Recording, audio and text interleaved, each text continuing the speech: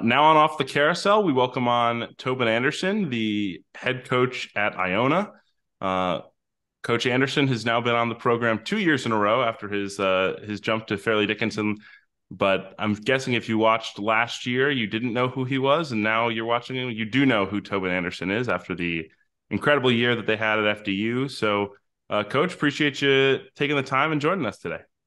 Thanks, Kevin. And you've known me for a long time, so I give you a lot of credit. So you knew me long before the FDU days too. So I appreciate that.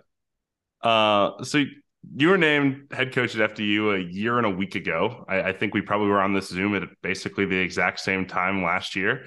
How much of a whirlwind has this, 53 weeks been? Yeah, it'd be hard to describe it, right? Just like the whole, who would have thought this would have happened this way, you know? So we kind of got to FDU and it was like, all right, it's going to be a project. It's going to take some time. It's going to be a 4-year deal where you hopefully in 3 or 4 years you build a program, you compete, and you have a chance to go to the NCAA tournament, win a couple games, or winning a game is still pretty hard to do. So just go to the NCAA tournament would be great. So yeah, it's been nuts. Somebody told me the other day we filled 20 of 26 scholarships in the last in one calendar year, because we didn't start recruiting FDU basically until we got a week after we got the job. So basically in a year we filled 20 of 26 scholarships. I'd be hard pressed to find somebody else who's done that in a 1 year time period. So credit to my staff, but it's been a not much rest here the last 365 days, as you can imagine. Yeah, that is an unbelievable run. So the important question, we'll start from the top. You said right after you lost to FAU that you wanted a chance to go fishing. Have you gotten to go fishing, or have you been too busy trying to fill this? I'm going June 12th. Okay. So I got the flights booked. I'm going June 12th. My daughter has a dance recital on Sunday. I'm flying out Monday morning. I'm going to be gone the whole week. Yeah, I'm going for a week up in north of Winnipeg, so nobody can find me. There'll be no cell phone reception, no computer, nothing. I can't watch film. I'm just going to go fish. So that's finally I get to go fish. I can't wait. Yeah, the staff cannot call, cannot text. We're staying away from Tobin for his fishing trip. That'd be great. But in all seriousness, like, how difficult was it to leave FDU right after that? Right, on some level, I'm sure there's a value in, like, hey, I just accomplished what anyone would dream of accomplishing at a place like FDU. I did it. Now I feel like it's comfortable to move on. But at the same time, right, like, you just did this incredible thing, and now it's like, I got to go, and it was so immediate. How difficult was that? Really hard. And I was actually wish time would have stood still for a week and just enjoy the success and enjoy what we did and together, and have a chance to, like, reflect and watch the game again. And I mean, I haven't even watched the full game yet from the Purdue game. I mean, I haven't even watched or the Florida Atlantic or anything. So I mean, I'd built such strong relationships with not only with the players, obviously the players and a couple of those guys I knew for a long time, but like if the new guys were such good guys, and the staff was so together, and the administration was so great, and like I was indebted to the administration for giving me a chance. So really hard to leave that situation. FD was so good, like so supportive. I mean, I mentioned, and they were like, listen, this is part of the deal. It's part of the business. We understand. You've been great for us. We always had that relationship together. So I felt better after talking to Brad Hurlbut, the athletic director, and Jason Young, the associate, that they were in the president they were all so supportive, and I do feel good that we helped FDU too. We didn't just help Tobin Anderson or Tom Bonnick and the staff, or Cam Morrell, the guys who went on. We helped the school, we helped the conference, we helped more notoriety, more PR, more admissions, more applications, and then more financial support for the conference too by winning 2 games in the NCAA tournament. So it makes you feel like we helped others as well. But yeah, it was really hard for my family, hard because we loved FDU. So, and I will always love FDU. And I'm happy about, Jack Castleberry got the job, he gets to stay, so we'll always be part of that family. And yeah, it was not easy. Like, mentally, how challenging was it, right? Like, I think you guys probably got home on, like, Sunday. You're doing the Today Show Monday, and like Tuesday, you're the head coach at Iona. Like, how did that go? I came home and I put my bags down, my suitcase and stuff, at like 11:30 after the Today Show. My wife and kids had missed a week of school because they'd been at the tournament. They thought they'd go. If you win a game, you're still home in time for at least one day, a couple days of school. They missed the whole week. So they had to go to school. I put my bags down. We have this dog now, I'm like half in on the dog, whatever. So I see the dog. Dog's happy to see me. Put the bags down, turn the TV on, and literally I get the text from Seamus Carey, the president of Iona, and that was like 11 o'clock in the morning, and by 11:15 I was a new head coach at Iona. So it wasn't announced till the next day, but like we already knew. So I had to call my wife. I had to call the staff. I had to call all those other people. So I mean, it happened. It happened so quick, and you're right back to work. That's the thing. Like there's no time to like you because your brain starts. We got to put this roster together. We got to see who's coming back, and then you got to handle things leaving FDU. Just a lot of stuff going on. So it was crazy. That whole week was crazy. Obviously, the process at Iona was sped up by the fact that you had a prior relationship there. Did that impact your decision? Like, I got to go, I got to take this job because you knew those people already? Well, I mean, that helped a lot. There's no doubt about that. Like, I knew the president and the athletic director. I'd been following their success and following their commitment to wanting to win. And like, once you go to the tournament too, it kind of reinforced to me that I want to be at a place that has the support and the resources and the desire to go do big things in the tournament. The tournament's a special thing. So like, you want to go to a place where you can win and be successful. Like Iona's been one of the most successful programs on the East Coast for a long time. It's been the most winningest program in New York State the last 12 years. All the NCAA bids, all that kind of stuff. All the great coaches have come through, the great players. So to me, I think that, I mean, it's how many jobs are one of the best jobs in the region. That's a great job. So I was, you know, all the other stuff was important, but also the relationship with the president, with the athletic director made it even better. And I didn't have to move. You know, so for me, I can drive 30 minutes instead of driving like 20 minutes, and it's great. So all things kind of fell into place, and I kind of thought they would after that happened. So it was good. So you take over at Iona and portal entry, portal entry, portal entry. Like you're stuck with one scholarship player. When that happens and you're sitting there and you've got literally one guy, where do you even start, right? It's not like, oh, we need a point guard. It's like, no, we need everything.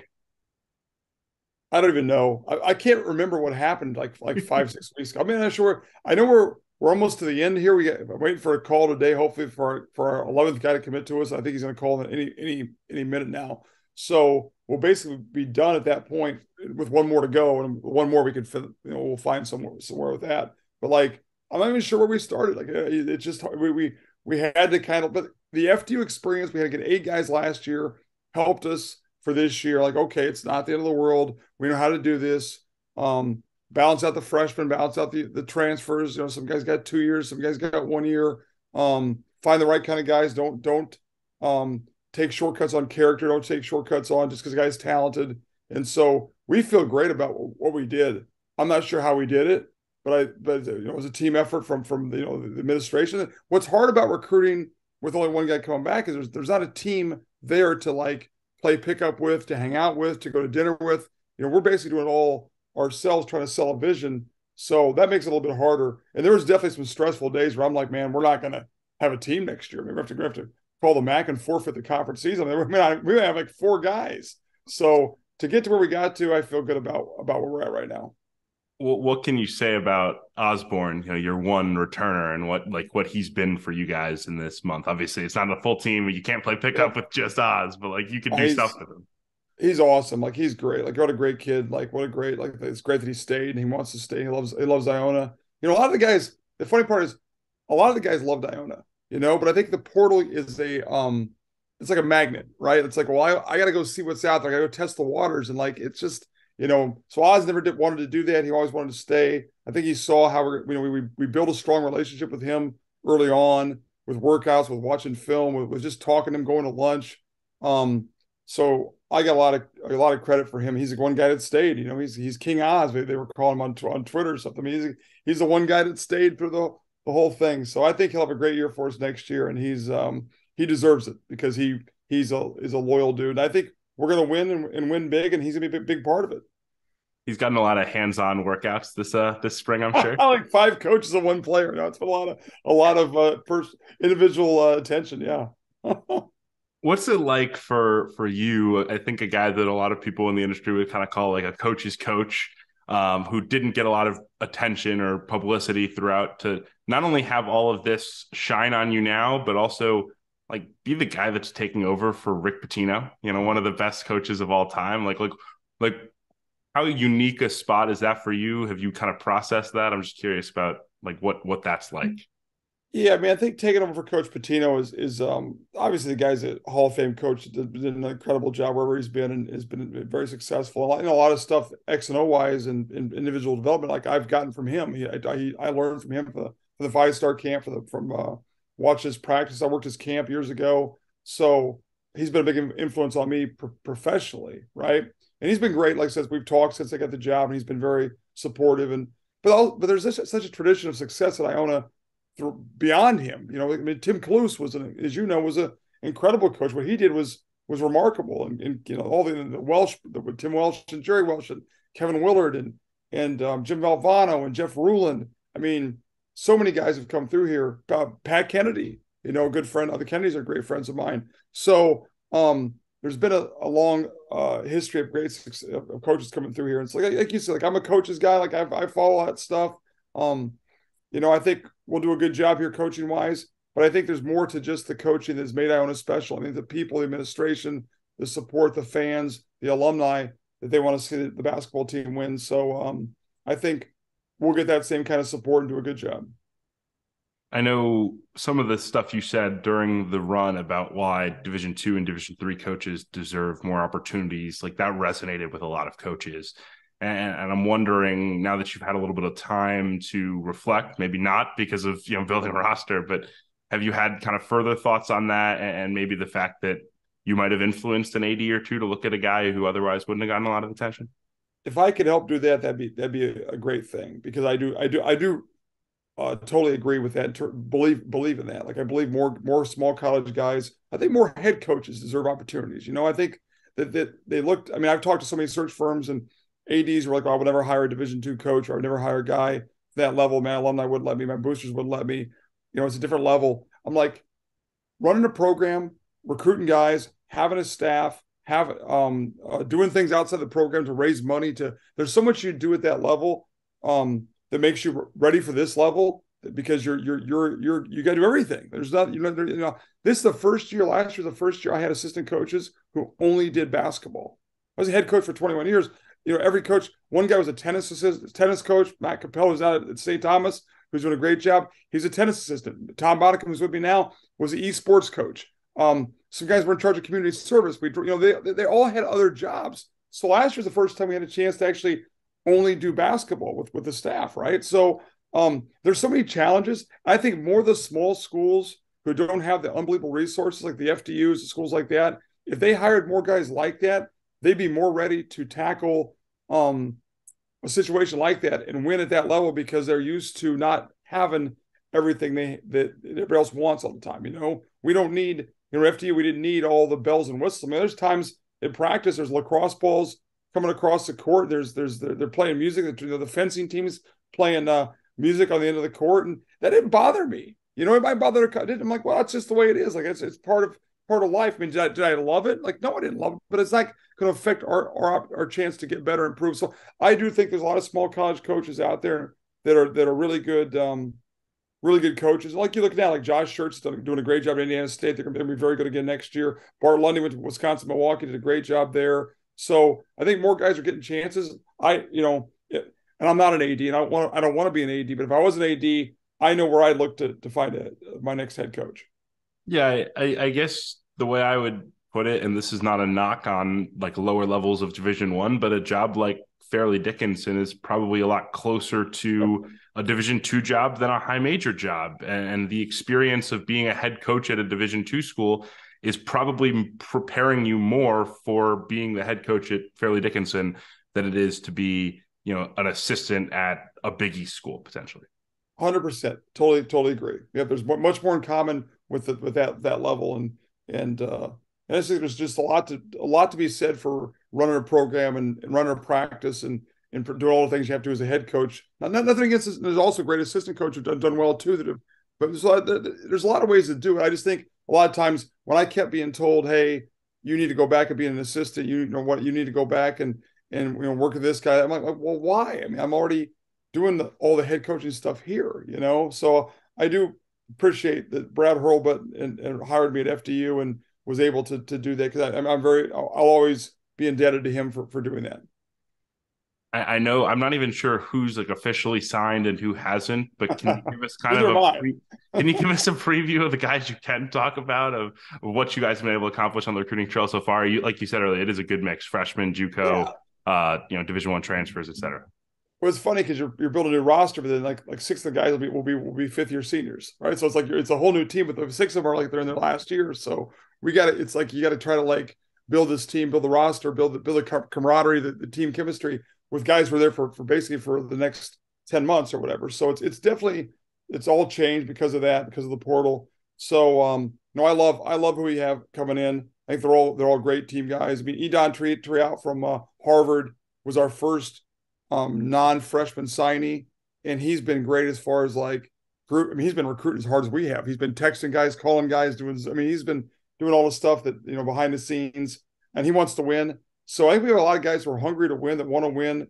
That are the older guys are all coming from places that I think that they have something to prove, chip on their shoulder. They fit how we play. They fit the pressing style, the 5-out motion, the hard work, the commitment, all the stuff that we do. They fit that very well. So I really like, and I love the freshmen. We have 5 freshmen coming in who I think are all going to be good players too. So I think there's definitely a balance of older guys, new guys. We're going to play a lot of guys too. We're going to have to, And one thing, when you get it's bad to have only one guy back, but you get a chance to bring in 12 new guys. They're guys we recruited. They're guys we got to know. There's a relationship there with those guys. So now that helps a little bit because they know that there's no hey, my guy, his guys, old coaches guys, we're all on the same page. So and if they're not, if we lose, it's on us. I can't, no one else to blame, right? You can't blame the old coach. And it's like it's on us. So we'll we know that, and we're excited. I can't wait. We start summer school here in about 3 weeks, and I can't wait to get started on the floor with these guys. And it'll be interesting because like as much as I've got to know them, through Zooms and calls, I won't know them as players real well because we just kind of recruited like the last month until we get on the court and see them in action and see how they fit together. And last year, after things kind of fit into place, I'm hoping that's the same thing with these guys here too. But I do like the team makeup. I think we got some size. People kept saying, "Hey, that's unlike Tobin to recruit guys who have size." I'm like, I didn't want to have the smallest team in America.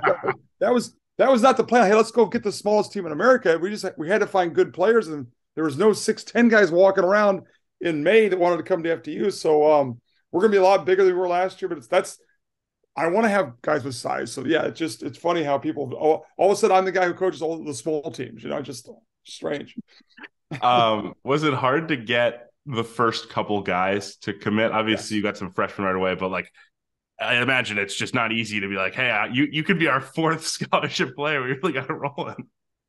No, it was really hard because first of all, a kid comes up on a visit, right?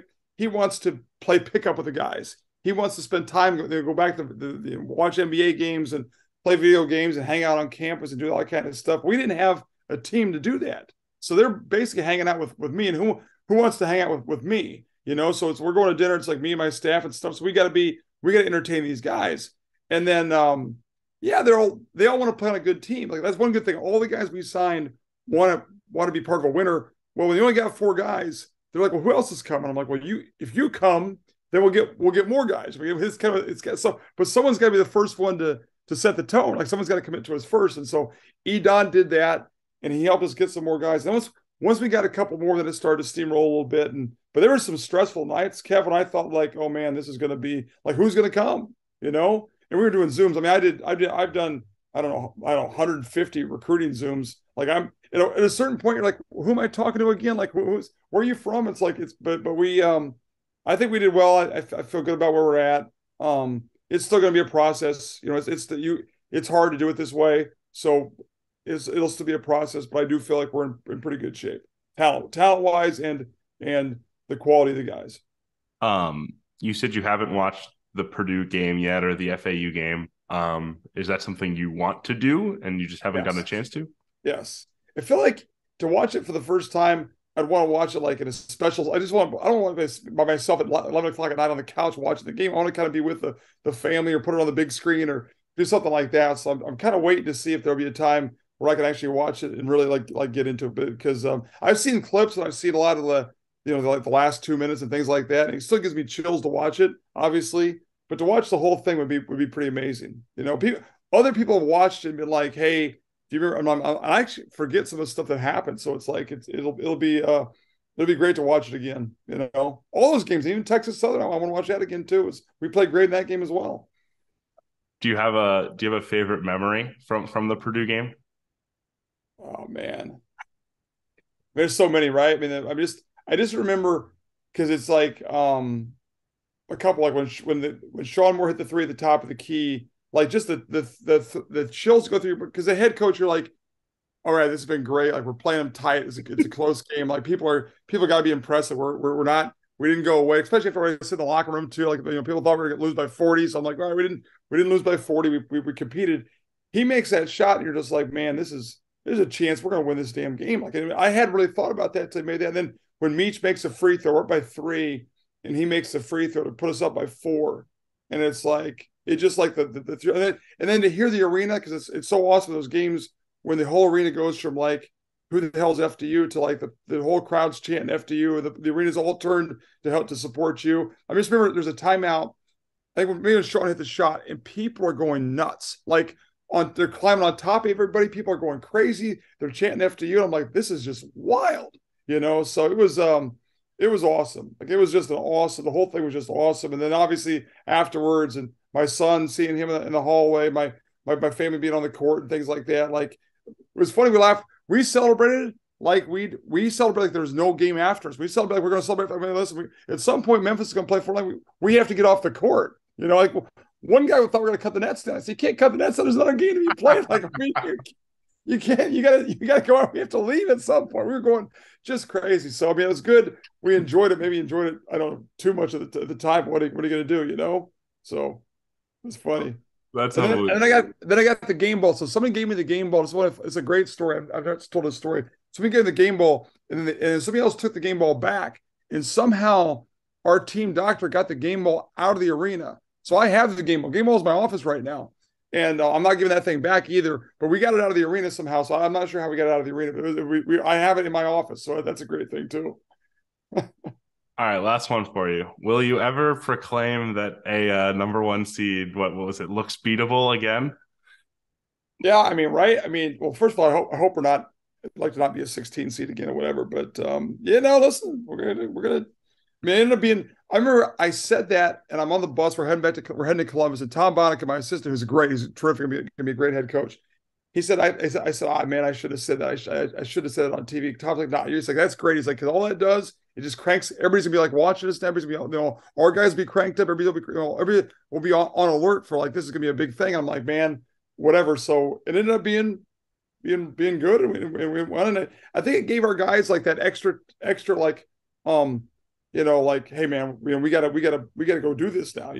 So I was surprised that we played as well as we did in that environment. And Purdue was like more.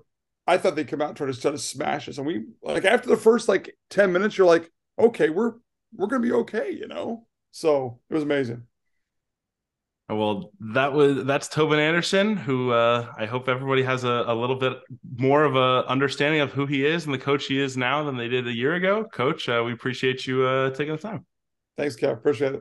Our partner for today's episode is Athletic Greens. I started taking AG1 during the college basketball season, and I loved the impact that it had on my energy levels. I'm a big coffee in the morning guy, but by the time that the afternoon would hit, I needed another boost. AG1 helped me tremendously, especially on those days when I didn't want to get up off the couch and go hit the gym. Their tagline is AG1 is comprehensive health and the power of habit in one. And man, that could not be more true. It's nearly impossible to eat and drink in a healthy manner in the month of February and the month of March when you are in my business. And AG1 was exactly the supplement that I needed to improve my gut health and cover my nutritional basis for the day. I've continued that into April. I've continued that into May, and I'm going to continue that the rest of the summer. All I have to do is mix a scoop of AG1 with some water or maybe add it into a smoothie, and I'm ready to go. Do it after lunch, and you'll be ready to go for the rest of the day. If a comprehensive solution is what you need from your supplement routine, then Athletic Greens is giving you a free 1-year supply of vitamin D and 5 free travel packs with your first purchase. Go to athleticgreens.com/field68. That's field 68 FIELD, the number 6, the number 8, and you can get yours now. So check it out and help support this show. Thanks.